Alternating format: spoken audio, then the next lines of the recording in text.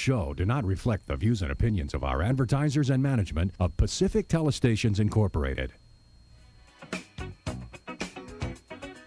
You're watching Buzz with Jess Lujan. Good evening, Guam. I'm Jess Lujan. Welcome to this evening's Buzz. Very exciting guest tonight. I have the Governor of Guam, Calvo, and Senator Aline Yamashita. And we're going to be talking, of course, about Bill 19 and 20, now Public Law 3260. Good evening, Governor. Good evening. Thank you so much for inviting me. Good evening, Senator. Good evening.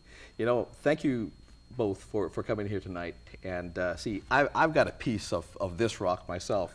Governor, you and I served in the 28th and 29th Guam Legislature. Senator, you and I never served together. I wish we did. But there are some things here that we have to go back. And I want to get to, of course, the source of funding here for the hospital, greatly needed. But before that, you know, I want to read a quote from Senator Ben Pangalinen's article that came out in Marianne's Variety on the 27th of June, where he said that, he said this would effectively legalize a monopoly for the owners of those specified game machines indefinitely. He also goes on and says, it's unfortunate that that this is a gamble with the people's trust, and sentiments against gaming and gambling has occurred within the halls of the legislature. I will, he says, continue to work for the people of Guam, and it is my hope that the people of Guam will hear the truth, know the truth, and uphold the truth. And I want to get the truth out as well, because going back to the 26th Guam Legislature, Governor, you were senator back then, served back there. It was the Republican majority at the time. Speaker Pinko was the speaker. There was a law, Bill 139, that was sponsored by Senator Frank Huggan Jr. Okay, that was sponsored.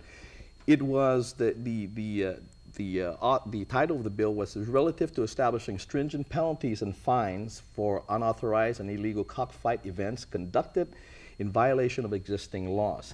A provision, Section 4 of Bill 139, okay, reads as such: promulgation of rules.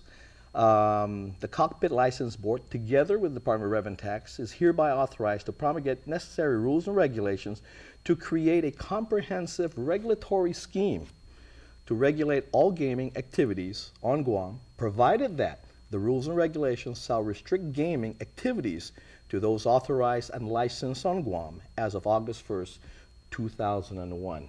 It was voted, Bill 139 became law, signed into law, October 17, 2001 by Governor Gutierrez then, okay? The vote on Bill 139 was 15-0. Ben Pangalinen served in the 26th Guam Legislature. You ran with Speaker Pinko. You guys didn't make it then, so you didn't serve in the 27th Guam Legislature. I served in the 27th Guam Legislature.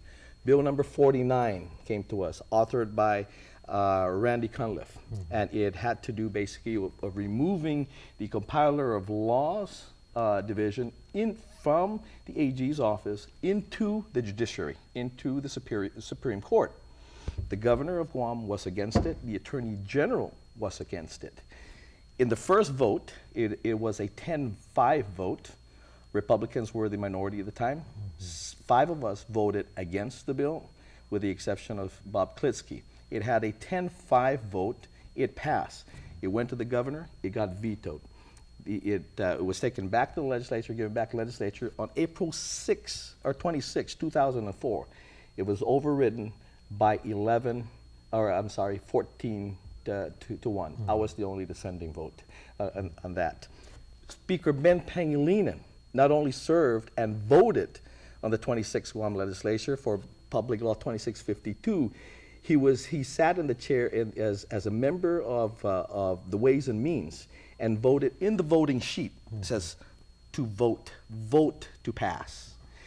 He also voted, it was a unanimous vote on the 26th Guam Legislature. On the 27th Guam Legislature, as Speaker, Ben Pangalinen voted as well twice in the first round of votes when it was vetoed, and then also for the override. So when he said this whole gaming scheme started in the legislature, he's right. On the 26th and 27th Guam Legislature, he said he wanted the truth to be known. Well, this is the truth. Governor, we got a source of funding. Senator Rodriguez identified this source of funding on his Bill number 20 and merged into Bill 19. Please. Again, you're seeing there's a long history to connections between senators currently in the legislature and how this whole came about. And it goes back many years. One legislature I was in and another legislature I was not in.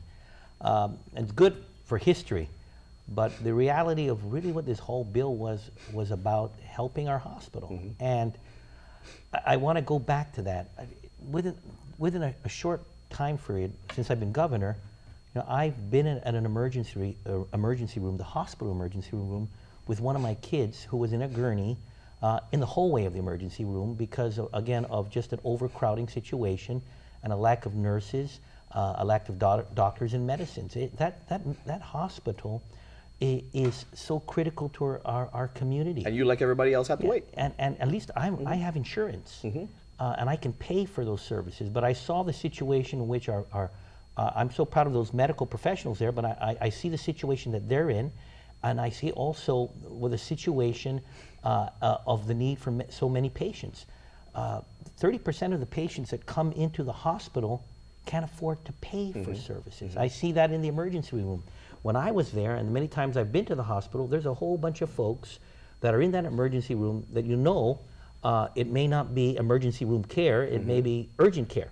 But they have no other option because they don't have the means to pay for health care.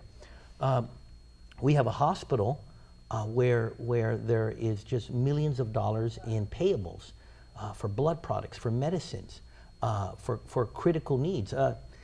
This is a hospital that needs all the money it can get. And that's why I've been supportive of almost every, if not every bill or measure that comes in. I was the one that supported the original Bill 19 that would have, some of my biggest opponents are going after me because of some supposed special interest. Well, I was there to endorse Senator Rodriguez's bill that would have taxed all health insurance companies, including one called Calvo Select Care. It was certain senators, including the Ways and Means chair, that knocked that over and shut that option. So when Senator Rodriguez came up with his other measure, I fully endorsed it as well as all these other measures that deal with funding the hospital. So there's a lot of history in this thing. A lot of folks are seen to have either changed their opinions on certain things. Some folks are creating all kinds of innuendos and myths. My focus is more importantly on the hospital and its critical importance to the people of Guam for all of those that need health care. And that includes the many of those that go in there that don't have the means to pay for it. So that's why, that's why I supported the bill. We're going to take a quick break. When we come back, Senator, I'm going to talk to you about the actions that happened during session, because there was an accusation that there was backroom deals going on. We'll be right back.